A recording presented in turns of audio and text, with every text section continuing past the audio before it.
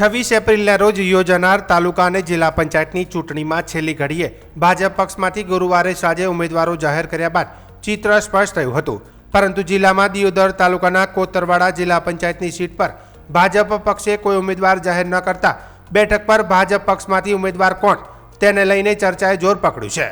જો કે ભારે ચર્ચા વચ્ચે ભાજપે અન્ય 4 જિલ્લા પંચાયતની સીટમાંથી મહત્વની 2 બેઠક ઉપર ઉમેદવાર સત્તાવાર જાહેર કરી શુક્રવારે બપોરે રૈયા સીટ પર જગદીશ ચૌધરીને ડુચકવાડા સીટ પર રમેશ ચૌધરીએ પોતાનો ટેકેદારો સાથે પ્રાંત કચેરીએ પહોંચી પોતાની ઉમેદવારી નોંધાવી હતી.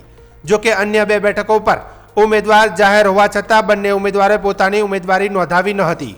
જેમાં છેલ્લી ઘડીએ એટલે કે શનિવારે એક સાથે રાટીલા, કોતરવાડા, દિયોદર આ 3 બેઠકો પર ભાજપ પક્ષમાંથી ઉમેદવારો પોતાની ઉમેદવારી નોંધાવશે તેવું સૂત્રો દ્વારા જાણવા મળ્યું હતું.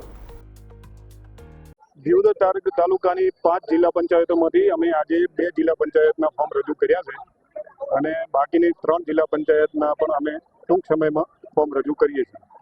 અને તાલુકા પંચાયતની 22 સીટોમાંથી પણ આજે લગભગ અમે 10 થી 12 સીટોના ફોર્મ રજૂ કરીએ છીએ અને બાકીને કાલ સુધીને બાકીની તમામ સીટોના અમારા ફોર્મ રજૂ થઈ જશે. ખાસ કરીને જે કોતરવાડા સીટ છે તેના ઉપર હજી સુધી ઉમેદવાર કોઈ નક્કી જાહેર એ આજ સાંજ સુધી એની જાહેરાત થઈ જશે. નવો જિલ્લો છે, કેવા પ્રકારની રણનીતિ છે ભાજપની? ભારતીય જનતા પાર્ટીની જિલ્લા પંચાયત બનવાની જ છે અને દિયોદરની પણ તાલુકા પંચાયત ભારતીય જનતા પાર્ટીની બનવાની છે એનો અમને ખૂબ વિશ્વાસ છે. જનતા ભારતીય જનતા પાર્ટી સાથે જોડાયેલી છે અને સરકારનો પંચાયતથી માંડીને પાર્લામેન્ટ સુધી ભારતીય જનતા પાર્ટીની સરકાર છે. તો અમને ખૂબ વિશ્વાસ છે કે અમે ખૂબ જંગી મતોથી બધી સીટો જીતવાના છે. ઉપપ્રમુખની જવાબદારી છે, 30 જિલ્લા પંચાયતની સીટો છે, કેટલીક સીટો જીતવાનો આશા? જીતવાની સીટોની તો અમારે 30 જીતવાની છે. એક પણ સીટ અમે હારવા માટે લડતા જ નથી. મોટું કોન્ફિડન્સ નથી? ના, અમે સીટ ભારતીય જનતા પાર્ટીનો કાર્યકર્તા ક્યારે કોઈ સીટ હારવા માટે લડતો નથી, એ જીતવા માટે જ લડે છે. દિયોદર તાલુકા પંચાયત દિયોદર તાલુકા પંચાયતની પણ અમે તમામ સીટો જીતવાના છે.